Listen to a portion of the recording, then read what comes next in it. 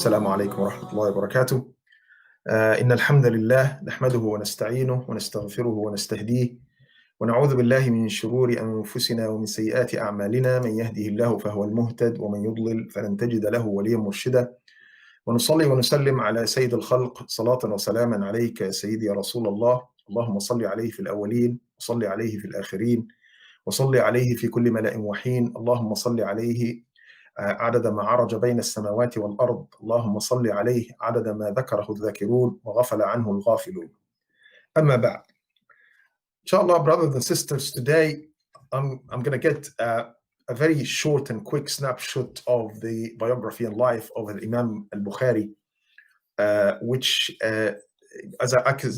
actually there's a lot to say, to be honest. There's a lot to say, but I will try just to highlight and spot on some of the points, because subhanallah, Imam Al Bukhari is one of the A'imma. For whatever reasons, the seculars who are anti-Islam always try to undermine him and try to subhanallah, give you that, oh, there's nothing proven of this one, and there's a lot of doubts about the authentication of the hadith. And how come a boy in 16 years, he's writing all of these hadith, and billions of Muslims taking his hadith and confirm it. And there's a lot, honestly, when you read about these types of attacks and undermining, wali'udhu billah, Imam Al Bukhari and what he has done, it's actually something that it will drive you to dig more in his life. And actually, despite the fact that what we have, you and I as Muslims, we know Sahih Al Bukhari and everything. That's different than know the biography, the life, and how Imam Al Bukhari came into that level of authentication and of trust in terms of hadith. And I just want to get back to give you a snapshot of during the Rasulullah alayhi salatu wassalam, the life. Why was, and this is the 1 million question in this hadith, why the hadith has not been documented from the Sahaba, the same as the Quran, because the Sahaba actually, a lot of them has been written ayat, in different ayat, and every time, as you know, when the Quran is revealed from Allah subhanahu wa ta'ala, every now and then, the ayat has been, oh yeah, check this ayah after this, and this after this, and this after this, until they get the whole surah, okay? So that type of documentation or writing has been very little number of people actually, because during that time, people honestly depend 100% on their memory. So subhanallah, Allah give them the capability to listen one time and copy all what you've said in their mind from the first time. Subhanallah, it's a capability. This capability has been actually across a lot of them. Some of them they've been writing, and very little of them they know how to even write, because writing and documentation wasn't there at all during that time. And what happens actually, Rasulullah alayhi salatu wasalam, when he finds the people are starting to write, they have been writing the hadith and the Quran, okay? And now how they will differentiate, because there's no titles. Imagine someone who's writing a text, no titles, and he's writing another text, and that means how do you differentiate between the Quran and how to differentiate between this is hadith? Now, both of them are coming from Allah, because Allah subhanahu wa ta'ala told us, so that means whatever the hadith, as all the ulama knows, and actually Abu al-Hasan al-Basri has a word, al-hadith munazzal. So the difference between the hadith and the Quran is that the Quran is revealed from Allah with the words of Allah, and that's the Quran, okay? And this Quran came to us 1400 years, what we call it bit tawatur. What tawatur means? At-tawatur means that different resources, they have not seen these ones from different times, came with exactly the same text, okay? And that's why Quran came to us that time, and it also has been the 4 copies from the Khalifa Uthman during his time, where he actually collected all the Quran has been documented in different things, written 1 copy, and 4 copies have been to different places in the world. It's been sent, and he burned any other copies, okay? Burned any other copies. That's how the Quran, with the words of Allah subhanahu wa ta'ala, al-hadith, is revealed from Allah with the words of Rasulullah alayhi salatu wasalam to express to you this one. There's a lot of stories. For example, just to give you an example, a man who came into Rasulullah alayhi salatu wasalam, when he knows in the story of Musa that when he went into Madian, the man who is a Rajul Salih, who's the righteous person, who told him either 8 or 10 years, أيام أجلين قضيت. So a man actually from the Sahaba came to Rasulullah. He said, then he eventually, did he stay 8 or 10? Rasulullah doesn't know. And he asked Jibreel. Jibreel knows the answer, but Jibreel has not been given the authorization to give the answer. And that's why when you read the story, that Jibreel told Rasulullah, I will take the permission first. And he came back to Rasulullah and he told him 10 years. So this is just one of the stories. Actually, there's been many, many stories that the hadith is revealed, but with the words of Rasulullah alayhi salatu wasalam. So this means that al-hadithu munazzal. But Rasulullah told them not to document hadith, okay? To avoid the people confusion between the words of the hadith and the words of Quran, because as I told you, that type of documentation has not been there, has not been advanced during that time, okay? So that's why the Quran has been documented and written, but the hadith has not. Very much the people who attended Rasulullah alayhi salatu wasalam, they memorized what Rasulullah told. And that's why they've been telling themselves from one person to the other person in one thing. And that's why you will find that every hadith has been different people who has it, because Rasulullah alayhi salatu wasalam has been in one location and he told someone something, nobody else. So that is the only person who has been told about this story. And that means he is going to tell the people. And that's why you find that the narration, either رَأَيْتُ رَسُولِ اللَّهِ, and eventually the end, or سَمِعْتُ رَسُولَ اللَّهِ, or قَالَ لَنَا رَسُولُ اللَّهِ. So that means it has to be someone who has listened to Rasulullah face to face, or Rasulullah told him to do this and do that, okay? And that means where we knows that the relation that from what we call it in Arabic, al-an'ana. Al-an'ana, that means an fulan, an fulan, an fulan. That means all of that chain of people, okay? So that's how it is done. Now, all of this is after Rasulullah alayhi salatu wasalam until the time of Imam Al Bukhari. Imam Al Bukhari was born in 194 Hijrah year, which is 810, I think, normal calendar year actually. So that was his birth, and his name is Muhammad ibn Ismail.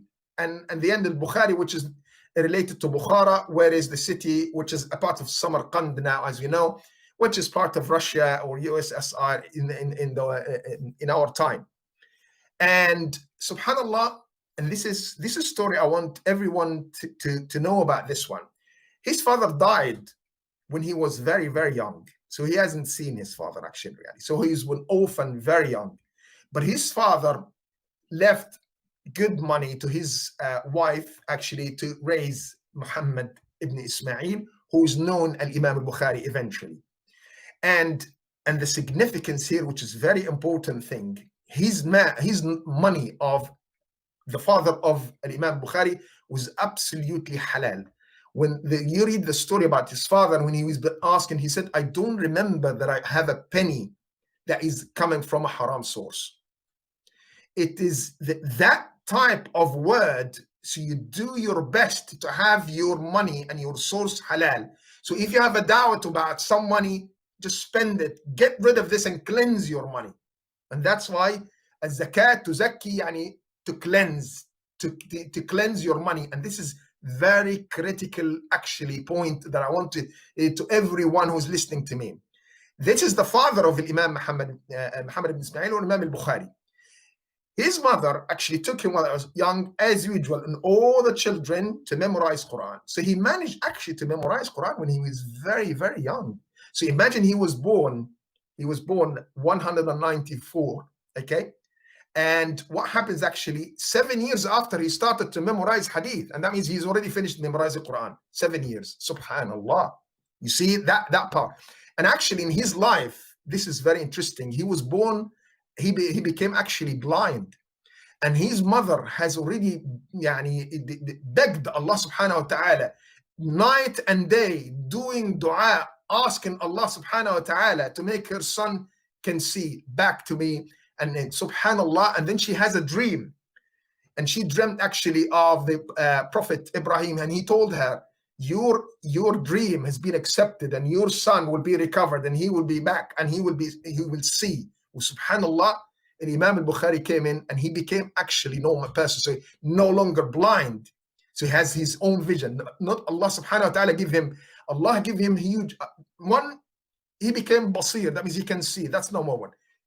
Two, Allah subhanahu wa ta'ala give him huge memory to memorize, massive, significant amount of memory, which is actually in his life. So he memorized Quran when he was very young, as I told you. Okay, started to memorize hadith when he was at that age. So that means about 7 years or 8. He started to this one. Okay, and during that time, all they do actually, they sit in one session with sheikh or muhaddith, so and so. He tell them actually whatever 10 hadith or 20 hadith, and explains the hadith itself, and explains this is narrated from this person to this person to this person, as I told you, the chain of people. So they memorize the hadith. Okay, so they memorize the hadith one after the other all their life. So as I told you, they have already memorized Quran. Quran is done. So subhanallah. And now they started to memorize, and he became, when he actually reached about 16 years in his life, he has actually hundreds of thousands of hadith that he managed to memorize. Subhanallah. His memory was massive, and he has actually capability, and I'll tell you later some of his stories actually, and about memorizing hadith. So that means they very much, as I told you, he sit and they memorize hadith, and those hadith narrated from one person to the other, and always at the end is one of the Sahaba who lived during Rasulullah alayhi salatu wasalam, either hear him or seen him doing something, or Rasulullah told him, do this. Okay, so that means that's the hadith has been came in from Rasulullah alayhi salatu wasalam to us. And then subhanallah, when Allah subhanahu wa ta'ala want someone to take a task that will satisfy Allah, subhanallah, he was listening as usual as anybody else to one of the narrated. He actually documented 1,080 people he narrated, or akhadha anhum. That means those ones are his teachers, who Imam Al Bukhari listened to them and he documented from them. 1,080 muhaddith, teacher. Okay, so this is the number of teachers that he was listening to. That's all of them in his life. That's when he was 16 years, he's still in Bukhara. He hasn't gone out of Bukhara up till now. Okay, so but all over his life, 1,080, and he managed to actually memorize thousands of hadith during that time. And then subhanallah, Allah subhanahu wa ta'ala is preparing Imam Al Bukhari to do a task. He was listening to one of his teachers called Abu Ishaq Rawahiyah. That's his name. And then Abu Ishaq, as usual, as any teacher, he's narrated the hadith, and he's telling them the matn of the hadith. Matn, that means the meaning, the words, and what it means, and how they, in terms of what it's telling you not to do or not to do. The authentication or sanad, that means from, that means that person, until it finished with the name of Rasulullah alayhi salatu wasalam. And then Abu Ishaq, Abu Rawahiyah, as I told you, his teacher, he said, I wish someone will take the hadith and give it to us in different chapters and with the proper authentication. And he was just say these words at the hadith. And Imam Al Bukhari was one of his students, and he was listening, and he got the word as a message to him. Subhanallah, it touches his heart as if, I want to be this man. I want to do that task, to take it, start, and to take the hadith, do this different chapters, what it belongs to, what it means, what's the authentication, what the meaning is confirmed or not. Subhanallah, the word as if Allah subhanahu wa ta'ala came with this word of his teacher Abu Ishaq for Imam Al Bukhari to do the task. Subhanallah, that was the start. From that age, and Imam Al Bukhari started his journey to collect the hadith.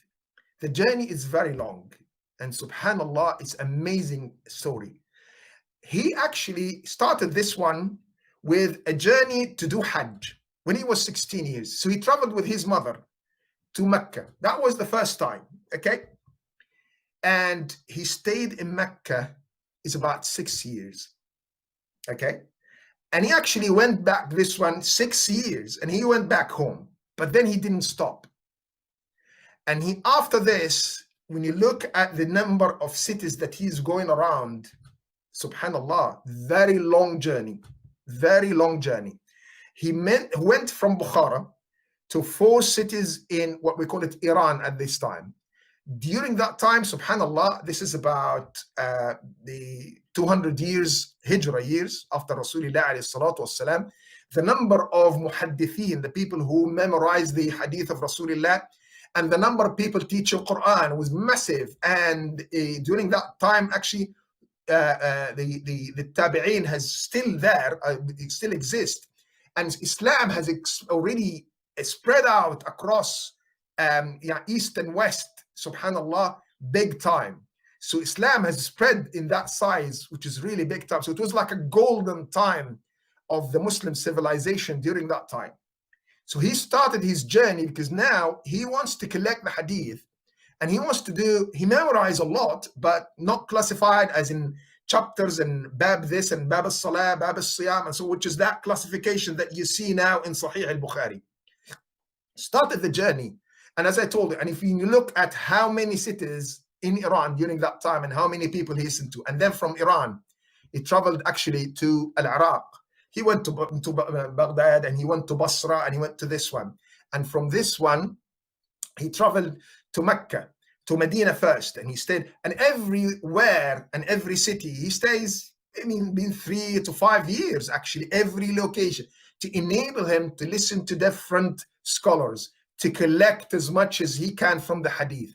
This is a collection process that he started to do because he wants the maximum number to enable him to listen. And actually, this is what makes him eventually do Sahih al-Bukhari. But that is the way he done it. He traveled to Iran and then to Iraq. Then he come back to Medina and then back down to Mecca. And then, as I told you, every time 3-4 years in all of these cities and towns. And then he traveled from Mecca to Jeddah. And then actually he crossed the Red Sea. He crossed the Red Sea to Egypt, from far south of Egypt on the Red Sea. And he took, traveled to this one back to Al-Fustat. Al-Fustat during that time, as you know, Fustat is the old name of Cairo, which is Cairo that we know here. And he stayed in Cairo the same X number of years, Allahu A'lam. And then he traveled from there to actually to Palestine and in Jerusalem, different cities. And he stayed there in even every 3 to 5 years to collect and listen to al-muhaddithin, to listen to the scholars there and collect the hadith. And then he back to Iraq, he went from this one to Damascus. And during that one time, actually, it was the Umayyads. So Damascus was actually like the capital of the Muslim empire, because that's the time of the Umayyads, which is one Khalifa after the other. So he now in the capital of Muslims civilization, it was Damascus during that time. And then from Damascus, when he finished with all of these scholars, he traveled to Baghdad. So all of that, he does massive amount of collection of hadith. And every time he documented this. Now, keep in mind something. I just want to highlight this to everyone who listens, especially the young people who doesn't know how he was documenting. One, it depends on his memory. His memory was, mashallah, subhanallah, massive, massive. Two, documentation for them was, there's no papers. There's no computer or laptop or Google. No, nothing. It is ala riqa'. Al-riqa', what does it mean? The leather of camels. Or ala rawaq, which is actually the leaves, the dry leaves. That's in ala al-'adham. So man, you know the bones of cows and camels, dry ones, they engrave. That's how they document. So imagine he wants to document, he has to carry all of that on the camel. okay, because that's part, lot of leather camels and all of that to carry on and one place to the other, one place to the other, and his memory. The journey to collect all of that is about 20 years, 25 years. And the length of the journey is about estimated as 14,000 kilometers. Imagine this, it's on a camel. The speed of a camel is about 80 kilometers a day, maybe 80 to 90 to 100. It depends on the camel health. This is for the camel not to do racing, as you probably have seen. No. This is for the camel to travel long distance. That's his speed, okay? So in some areas, he has been walking. This is the Imam Bukhari. Some areas, he's been traveling with the camel. Some areas, and so on and so on. So that means he has been traveling 14,000 kilometers estimated to, is about, actually, is the number of, it's about 20 to 25 different cities all around Muslims world where a lot of scholars there exist. And during his time, actually, he has collected massive amount of hadith. Subhanallah. Yeah, and his journey is amazing, honestly. He's amazing to collect all of this hadith. And he's just documenting, writing the hadith, that's all.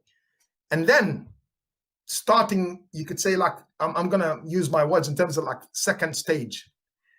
Subhanallah, and I'll finish that first stage where first half of my khutbah أقول قولي هذا وأستغفر الله لي ولكم فاستغفروه اللهم إنا نستغفرك ذنوبنا وأنت أكرم الأكرمين يا رب العالمين.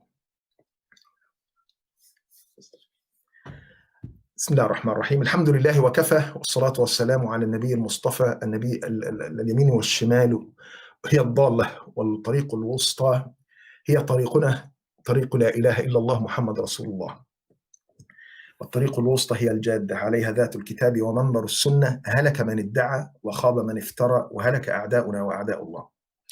Imam Al Bukhari, subhanallah, to enable him to do that, he has to develop a method to do the authentication.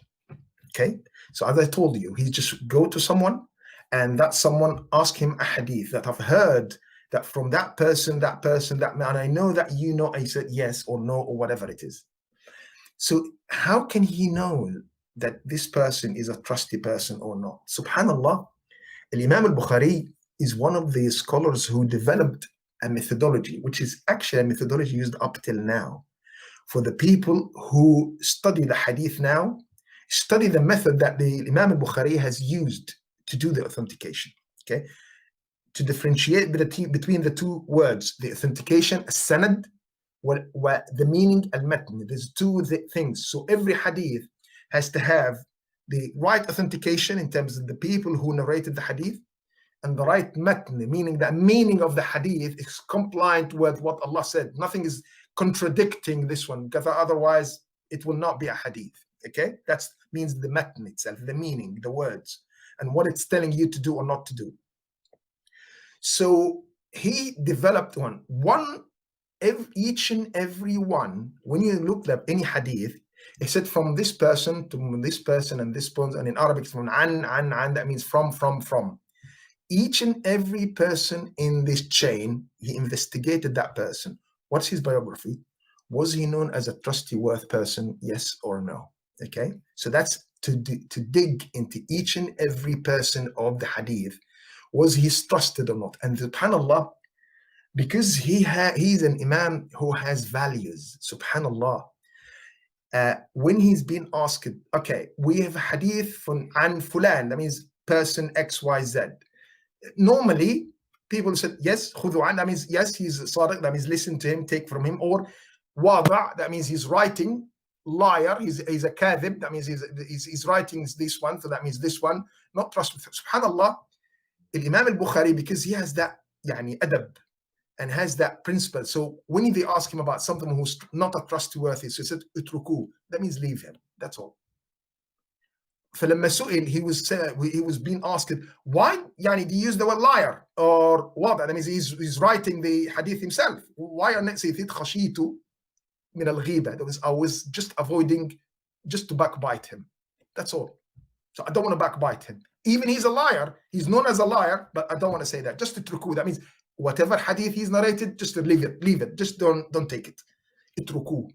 Very, very specific, and he's very so damn taqwa. This is the sign of taqwa, that you are really careful of what you say and what not to say, just to avoid that. Even we are telling the truth, just to avoid that you are backbiting someone. Subhanallah, subhanallah. He's very, very specific in this one and very honest into this one. Subhanallah.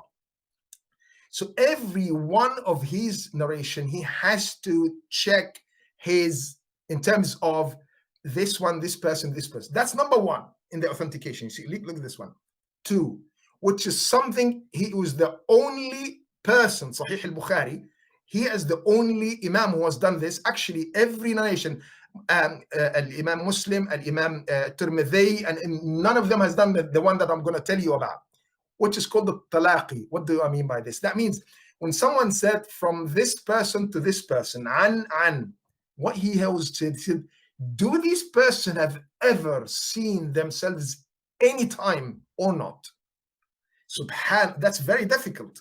So he memorized this one. He's always looking at stories when he's doing the authentication, that when someone said from this person to this person, an, that means he must have seen him. He have seen him, he met him in Hajj, in for example, in some kind of trading, some cities. They have to check that they've met these two together. And this condition of a talaq, that is meeting, no one, even an Imam Muslim, he was always said, if it's the person, if it's a trustworthy, so that means he's honest, then that means the talaq is not important. In Imam Al Bukhari, no. He has to prove that this person, the chain, has met with that person. Subhanallah, that's very difficult actually between this to prove it. Okay, so talaqi is actually one of the conditions that he put into this one. So that means the biography is this one. 2, in terms of the person from 2, at-talaq, that means the two person that they have to prove for him that it met. 3, the last one where he said sami'tu, that means I've heard, or Rasulullah sallallahu alaihi wasallam told me, or I've seen him. He has to check, does this person who's the last one, was he living during Rasulullah alayhi salatu wasalam time? When he said qal means that you've been listening or sitting in a speech to Rasulullah alayhi salatu wasalam, or qal, that means he told you this one, or what? How did he say Rasulullah qal or sami'at or ra'ayt? He has to check that the person who's the last one in the chain is a sahabi, and sahabi who have seen Rasulullah alayhi salatu wasalam, lived in his time, have seen him once, to prove that when he said qal or sami'at or I've seen, that means it's true. Subhanallah. Very, with subhanallah, with no authentication or no methods, technology, or that. This is personal criteria that Imam Al Bukhari has done to himself to authenticate his Sahih. Subhanallah. And that's why, subhanallah, that's what I'm saying, the journey he has done is massive to enable him to memorize that and to enable him to do and apply his rules in terms of checking. And by the way, these rules up till now are the methods, subhanallah, the methods that is in any institution in the Muslims world, how to study hadith and how to get the authentication. I'm sure that you know Al-Albani. Imam Al-Albani, rahmatullah alayh, memorized hundreds of thousands of hadith. And he authenticated following the method of Imam Al Bukhari. And that's why we now, Sahih Al-Albani, that means that's confirmed, that's authenticated.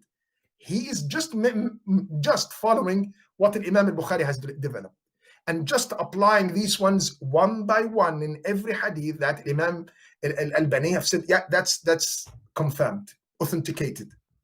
And that's why, despite the fact that Imam Al Bukhari collected about 600,000 hadith, 600,000 in all the books is documented or collected, 600,000. But Sahih Al Bukhari is about 7,300. That's all.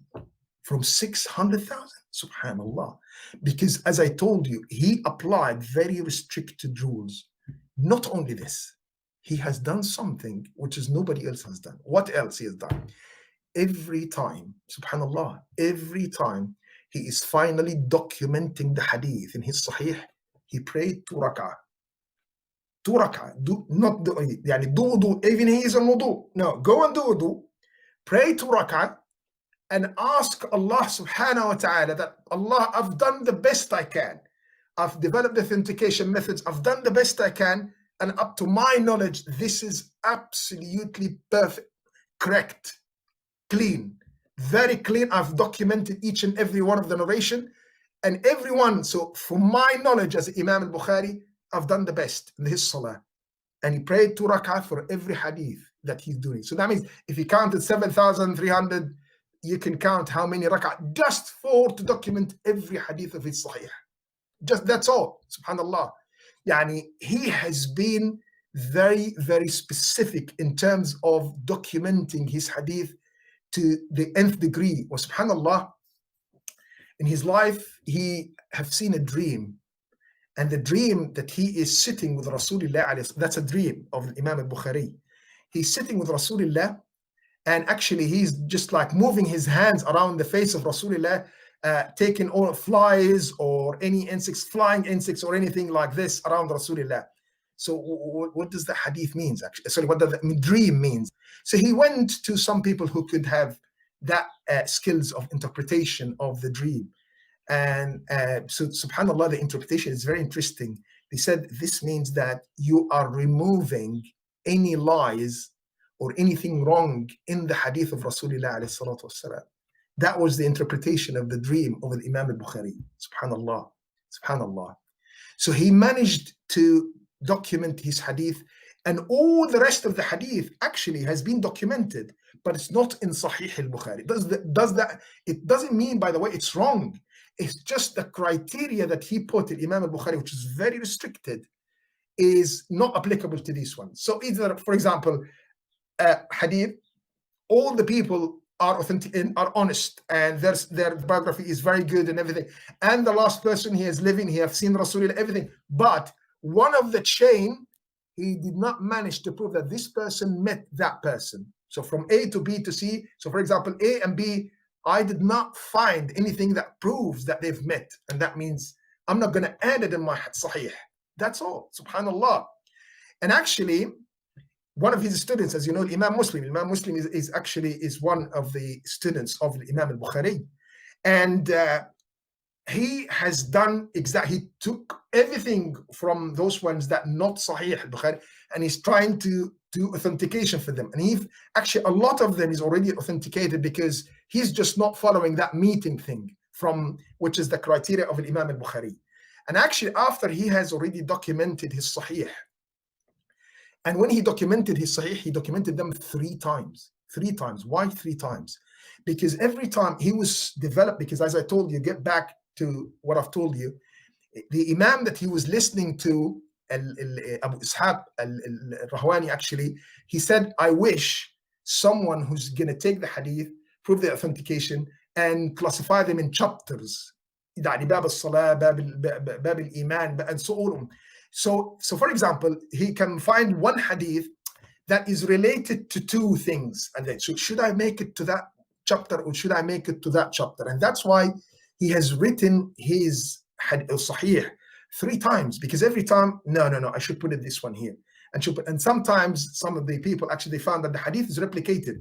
It's exists in 2 chapters, 2 chapters of the Sahih. Yes, because it's related in one part to that one, and it's related in another part to another one. Okay, so just to give you just a good example of this one, one of the hadith actually is just related to some people who came to Rasulullah alayhi salatu wasalam as they've been very, very sick. And Rasulullah ordered them, okay, go to that person who is actually the shepherd who is working in the treasury, shepherd for the camels that is owned by the treasury, okay? And tell him that Rasulullah is telling you to give us give us the milk of the camel, okay, mixed with the urine of the camel to drink us, to drink it. They were very, very sick, actually. So what happens? The shepherd, because they said, actually, we came from Rasulullah, there's not some order, so he did that. So he gave them actually the milk, and he mixed actually with the urine, as he told all of them. And after they said, actually, the story is about 2 weeks, and then they've been recovered and good health and everything. And then the rest of the story, what happens? They actually they have been criminals, because what happens? They've taken the shepherd and actually poked his eyes and chopped them into pieces and throw him in the desert. Okay, that's the end of the story. And they've taken the camels and escaped. That's the hadith. Now, the hadith is telling you actually different things. One is the usage of the camel and urine of this. That's a hadith. This is in the hadith of this one. But the second one is related to the story and what punishment they have taken action to this one.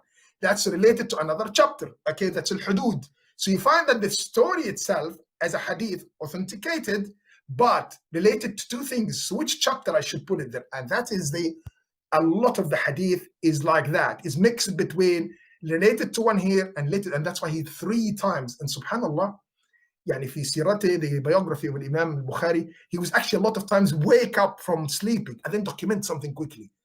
And he was being asked, you're not going to get enough sleep this way. He said, just an idea came in. I don't want to lose it. I don't document it quickly. Okay.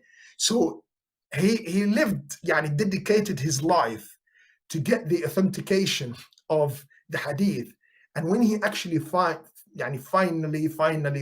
documented everything, he took his hadith, or took his Sahih Al Bukhari, and he actually give it arabahum. So that means give it to these scholars in his time. And one of them was Imam Ahmad ibn Hanbal. And actually, it's very interesting, actually, find that. So after this 7,000, they come up with 4 hadith, which is, they said, maybe, not wrong, maybe. So that's it.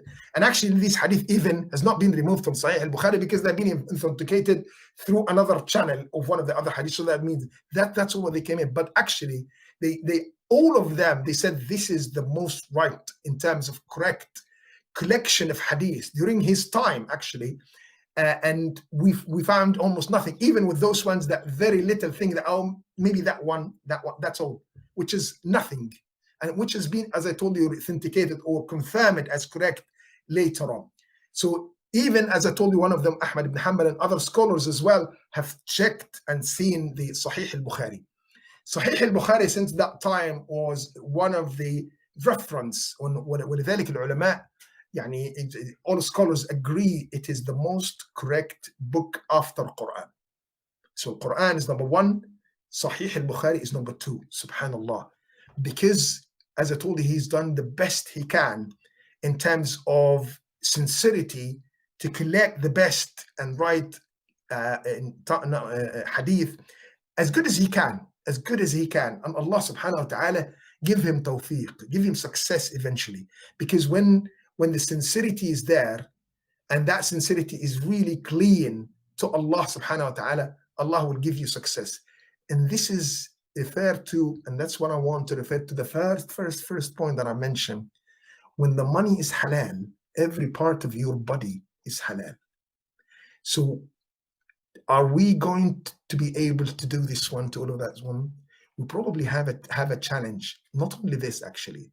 Rasulullah alayhi salatu wasalam told us in the hadith, which is a very bad. When I read this hadith, I felt a bit sad, but it's a fact, subhanallah. He said, there will come a time that even if you are not, even if you try to avoid riba and avoid interest and avoid this one, specifically riba, سَيَنَالُكَ غُبَارُ. That means if you even try to do the best, some of the dust of riba, it will touch you. So that means you're not going to be able. And that's why I really urge you, as much as you can, to do the best you can.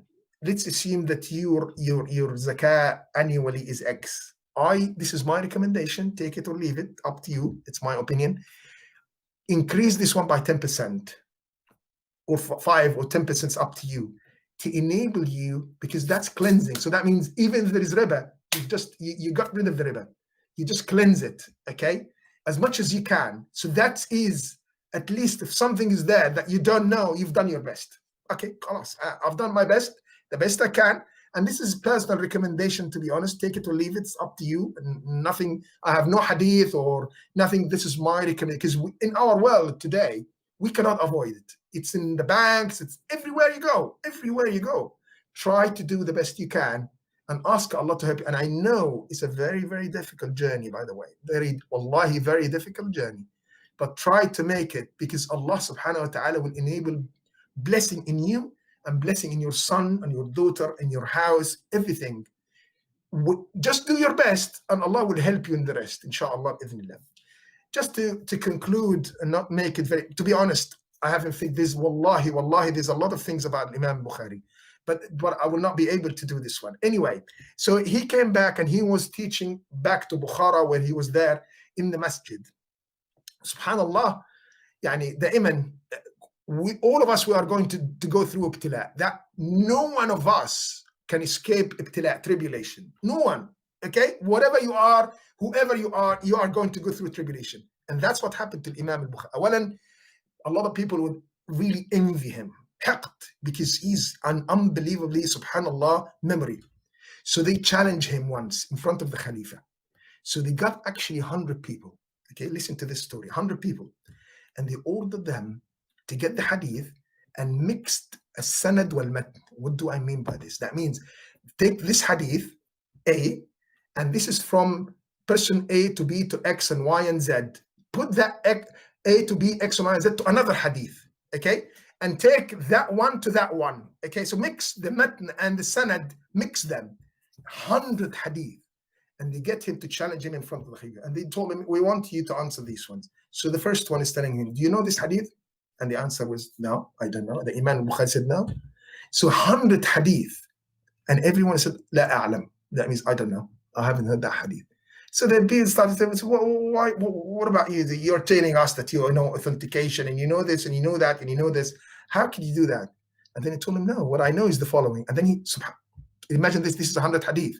And then they say, listen to his answer. He said, the first one, he said, from, and this is the hadith.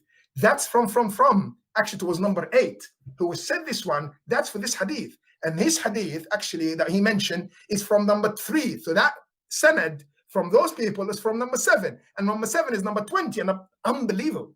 It was, the Khalifa was shocking. 1, he memorized what he said, 1 by 1. And 2, he was correcting them. This one and this one and this one and this, subhanallah. And that's why, subhanallah, he has that power of memory. Yani it's unbelievable.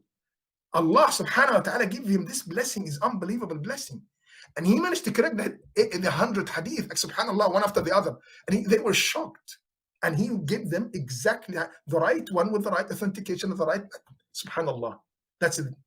And another story, actually, he was listening to one of the muhaddithin, scholars. And he didn't have any, like something, paper or pen or anything, just to write down. And actually, what happens, he was not listening, he's just listening. Everyone has document, and he's writing. And then he told him, wait a minute, who are you? You're not documenting anything. How could you memorize this? I said, ask me of any hadith that you've said. And then they said, okay, tell us about this hadith. And he told him this hadith from. And then he memorized, and he actually, the students, all of them are students. Everyone is correcting according to Al Bukhari. Let me just correct. I think I missed one of in the chain of names. So he has memory, subhanallah. Allah give him blessing, subhanallah. Give him blessing to memorize things. Once you tell him this thing, he's memorized it in his brain. So he doesn't need to document it directly. Subhanallah, that's a huge blessing. Imam Al Bukhari, as I told you, always have a tribulation. And that tribulation happens to him in his city, Bukhara.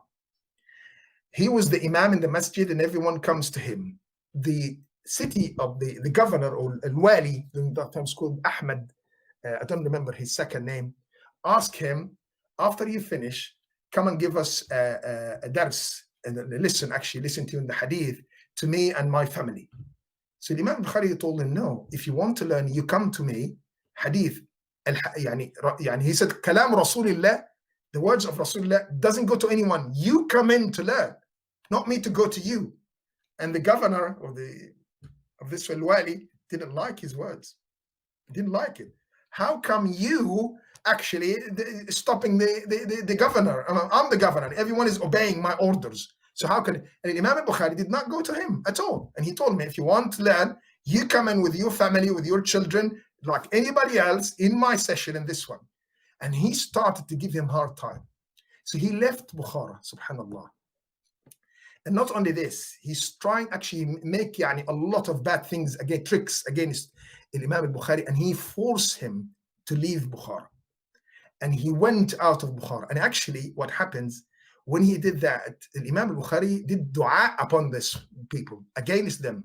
He asked Allah subhanahu wa ta'ala to punish them in themselves, in their families, in the, subhanallah, dua, something really terrifying when you read the dua that he has done against the people who did this one.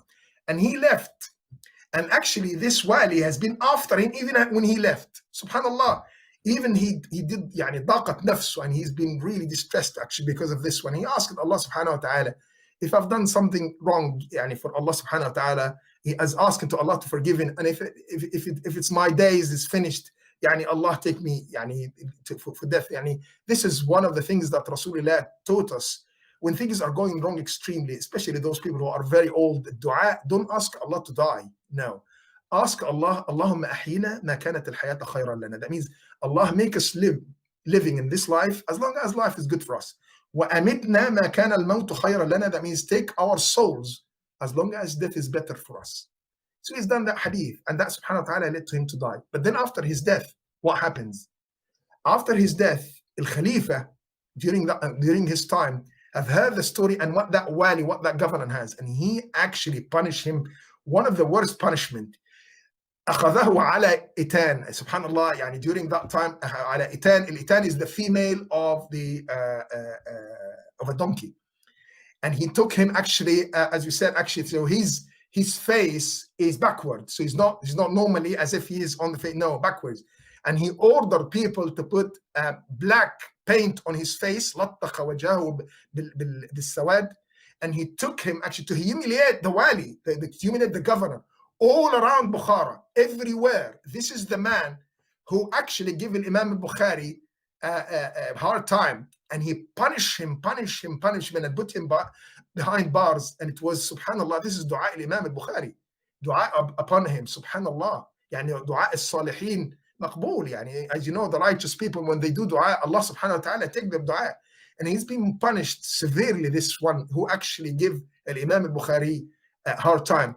But you have to understand, every one of us, whatever you are pious, whatever your sincerity to Allah subhanahu wa ta'ala, whatever it is, you are going to be tested. No one is escaping the test from Allah subhanahu wa ta'ala. And when that happens, you have to know it's from Allah, meant to you, not a mistake, not a coincidence, okay? So that's for each and every one of us. I hope in that very quick snapshot of the life of Imam Al Bukhari, and wallahi, as I told you, there's a lot to read. There's a lot to, and lot to say even, but I'm looking at the time now. I don't want to make it boring because it's almost an hour actually, you are still there in front of the hadith. It's unbelievable story, and there's massive amount, and he has actually, not only his book is very famous, it's Sahih Al Bukhari, but he actually has another book which is called the Tarikh Al-Kabir, the big story. He's in his travel, he has met a lot of things. He wrote Tarikh Al-Adab Al-Mufrad. That means Al-Adab Al-Mufrad is all about mannerism, actually, mannerism. And Mufrad, that means the unique one, subhanallah. And then a Tarikh Al-Awsat, the middle history, which is all of things. As I told you, there's the Tarikh Al-Kabir or Tarikh Al-Awsat, massive amount of facts that he mentioned in the different people about the different, and actually Tarikh Al-Kabir, he mentioned the authentication of each biography of each and every one of the people that he managed to authenticate. So this is, at the moment in our days, if you go to Al-Azhar, if you go to Medina to study it, if you go to any Muslim institution from Morocco until actually Malaysia, it's called the Ilm al-Rijal. Ilm al-Rijal, that means the knowledge of men. Who are these men? The people who narrated the hadith. Each and every one has a biography. This is came in from Imam Al Bukhari, subhanallah. So this is, anyone who study hadith has to study this one, Because when they tell you from, then who knows what about these people? Okay, what about these people? And just to tell you a story that I've attended a long time when I was a student in the uni. There has been some people who are very, they call themselves Salafi for whatever reason, and they get things wrong normally because they are not deep skills in this one, and they've been very restricted in terms of the covering of the face of a woman. Okay, so they came in with one of the scholars from Al Azhar. Okay, rahmatullah alayhi, this guy died, and he told him, while he's pushing them actually that while Azhar is not actually authenticated that the woman has to cover their faces and so on. And then because he actually found them honestly idiots. Honestly, that's the reality. But he's very polite scholars, as I've seen him. Very polite. He's not going to tell them this. Then he's to tell them, you've heard this hadith from and Rasulullah qal. This hadith and complete lie. He just developed something, honestly, because he told them. And then he told them, oh, you're coming the hadith that is actually support what we are saying in terms of the woman has to cover their faces. And he said, but you haven't asked me about those people that I've mentioned. Who's this person? And an. I mean, I mentioned 4 people, and then Rasulullah said, and then you haven't even asked me any question. And then they've been honestly shocked. Oh, so this hadith is not authenticated. And he told them, I've developed this hadith. These people doesn't exist. And these names come from my mind. I'll just check that how you are going to authenticate my words. And then he told him, if you cannot authenticate what I've said, then how can you, from where did you get authentication of what you said? And everybody was shocked. Nobody has the answer. And he told them. And then he took them, honestly, it is like, subhanAllah, he gave him words which is like, teaching an idiot. This is it. To explain to them, don't come to any conclusion unless there is an authenticated nas text that says that. Do you have any authenticated hadith that says the woman has to cover her face? And he said, no, it's Ibn Taymiyyah. Okay, Ibn Taymiyyah is not the Rasul. That could be his opinion. I'm asking about authentication from hadith of Rasulullah or Allah. Is that in Quran or a hadith? And he said, no, none of them. Then that means whatever you're saying is invalid. Our discussion is finished. As in when you have something to come back to me. It was very simple discussion. ولذلك العلماء اللي هم they always say وقاف عند النص. كلمة وقاف عند النص يعني come to me with a text, Quran or a hadith that says something, then start the discussion. If you don't have, don't discuss. Stop. And that was very clear trend of how can you start the discussion about something or challenge something. You have to understand, which is really not an easy thing to do, to be honest. I hope, inshallah, everybody get my words, and inshallah, the main thing is to cleanse your money and make it halal. It will make big difference to yourself, to your son, to your daughter, to your life, actually.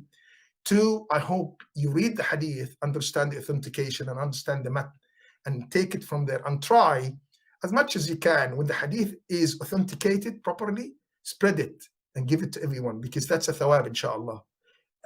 And otherwise, inshallah, it's do your best to be sincere to Allah in any way.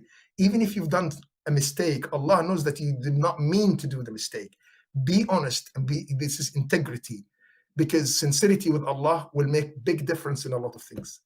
أقول قولي هذا وأستغفر الله لي ولكم فاستغفروه. ربنا تقبل منا إنك أنت السميع العليم. اللهم وتب علينا إنك أنت التواب الرحيم. اللهم ارحمنا فأنت بنا راحم، ولا تعذبنا فأنت علينا قادر، والطف بنا يا مولانا فيما جرت به المقادير. اللهم اغفر لنا ذنوبنا وكفر عنا سيئاتنا وتوفنا مع الأبرار. اللهم وآتنا ما وعدتنا على رسلك ولا تخزنا يوم القيامة إنك لا تخلف الميعاد. اللهم اجعل جمعنا هذا جمعا مرحوما وتفرقنا تفرقا معصوما ولا تجعل فينا ضالا ولا محروما. اللهم اهد أولادنا لما ترضاه يا أكرم الأكرمين. اهدهم لما يرضيك يا أكرم الأكرمين. اللهم ربنا أعنا على ذكرك وشكرك وحسن عبادتك، وأعنا على طاعتك يا رب العالمين. اللهم اجعل أموالنا أموالا حلال ما استطعنا يا كريم، فإن أخطأنا فأنت أعلم بضعفنا وحالنا. اللهم ربنا اغفر لنا ذنوبنا واعف عنا يا كريم. اللهم اهدنا الحق حقا وارزقنا اتباعه، واهدنا الباطل باطلا واجنبنا وارزقنا اجتنابه يا رب العالمين. ربنا عليك توكلنا وإليك أنبنا وإليك المصير. اللهم وآخر دعوانا أن الحمد لله رب العالمين، وصلي وسلم على نبينا محمد. السلام عليكم ورحمة الله وبركاته.